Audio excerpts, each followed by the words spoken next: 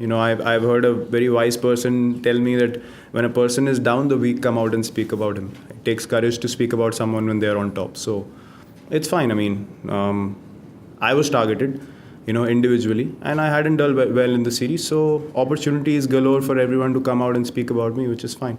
When I've done well in the past, again people have spoken about me. When I haven't done well, I obviously expect them to come out and start saying all sort of things. But very easy to sit at home and write a blog or speak behind the mic. I think that's easier than coming out and competing on the field. So that's all I have to say about that. Well, I jerked my shoulder 4 times yesterday celebrating outside. That's how that's how much energy I had. I couldn't sit in the change room. So yeah, it's not nice. I think I don't know how many test matches I've played in a row. Yeah, so see, if it was a strain injury, it would have been different. But impact injury really gave me no options. And to start a game at 50% was not fair on the team. That's the kind of person I've always been, and I'll continue to be. But yeah, it was difficult, watching from the outside when you've been in the thick of things all the time for past so many years and seasons. But again, the most pleasing thing is when you see guys taking responsibility in your absence and actually going out there to play one of the best test matches that, as a viewer you can see. I would call myself a viewer out there.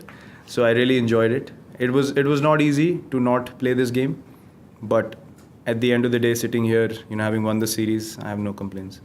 They had the belief of making things happen in these conditions is something that I sensed in their body language, in the way they played their cricket.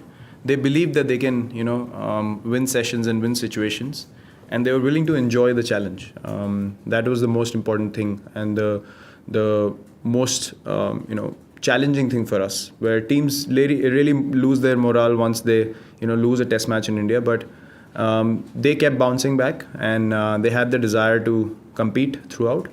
And that's why they are the number 2 side in the world. You expect that from Australia. Once they get a sniff, they would put you under pressure.